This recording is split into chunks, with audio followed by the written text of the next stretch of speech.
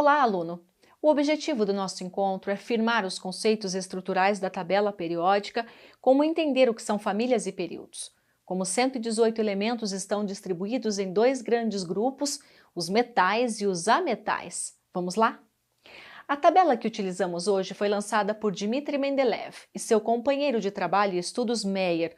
Ambos projetaram, na época, uma tabela composta de colunas e linhas. Eles perceberam que os elementos apresentavam propriedades químicas semelhantes e, assim, organizaram os elementos.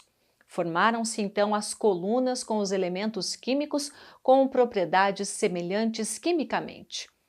As linhas horizontais foram denominadas de períodos e as colunas foram chamadas de grupos ou família. Hoje, a tabela periódica é composta por 118 elementos químicos. Os mesmos são apresentados individualmente e informando seu número atômico, o símbolo, nome e o peso atômico. Na tabela, existem 7 períodos, e o número dos períodos correspondem aos níveis, camadas eletrônicas que possuem os átomos. A tabela possui 18 famílias, em que cada uma delas agrupa elementos químicos com propriedades químicas semelhantes. Isso porque apresentam a mesma configuração eletrônica na camada de valência, a última camada.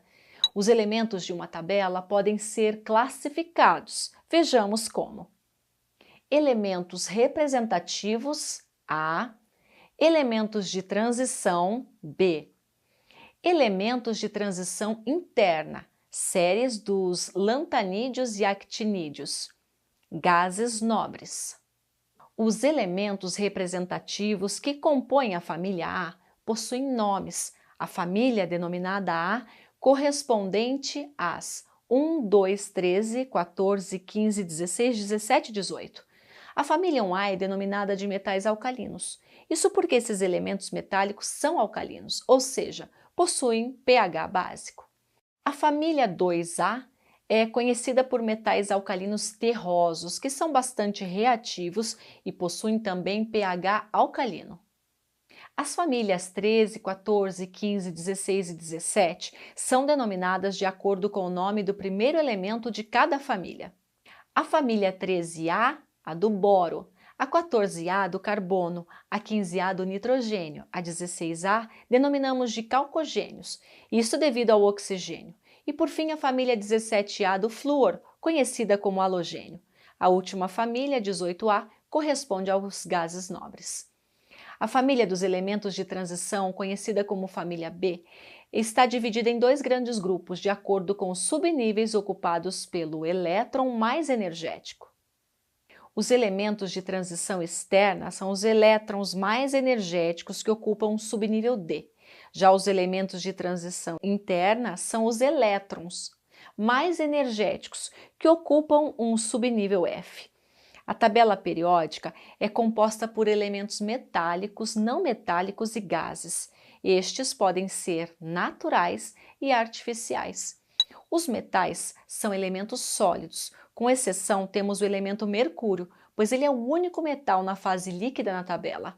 Em geral são duros, com brilho, densos, de pontos de fusão e de ebulição altos, bons condutores de calor e eletricidade, maleáveis, dúcteis e que formam íons positivos, cátions, porque são doadores de elétrons. Os semimetais estão localizados entre os metais e não metais e têm propriedades intermediárias entre os metais e os não metais. São conhecidos também como metalóides e são todos sólidos nas condições ambiente. Os não metais têm propriedades completamente opostas aos metais. São maus condutores de eletricidade e calor, opacos, possuem baixa temperatura de fusão e, quando sólidos, se fragmentam com facilidade. Os elementos artificiais da tabela são localizados nas séries dos lantanídeos e actinídeos. Simplesmente são elementos sintetizados pelo homem, ou seja, produzidos em laboratório. Já os gases nobres possuem um comportamento químico específico. Eles são encontrados isoladamente na natureza na forma de molécula monoatômica e assim são considerados quimicamente estáveis. Observe que o hidrogênio é o único elemento que não possui família. Isso devido às suas propriedades muito especiais. Assim, ele fica isolado na tabela. O hidrogênio é utilizado nos estudos químicos e físico-químicos como um elemento referência devido à sua forma simples e sua estabilidade. Bem, saber utilizar a tabela periódica é essencial para os estudos químicos. Isso porque ela é um recurso bastante utilizado não somente em sala de aula, como também em laboratório. Eu vou ficando por aqui, espero que você tenha gostado da aula de hoje, que aproveite tudo o que foi ensinado até agora. Te desejo bons estudos e a gente se vê numa próxima oportunidade. Até lá! Tchau, tchau!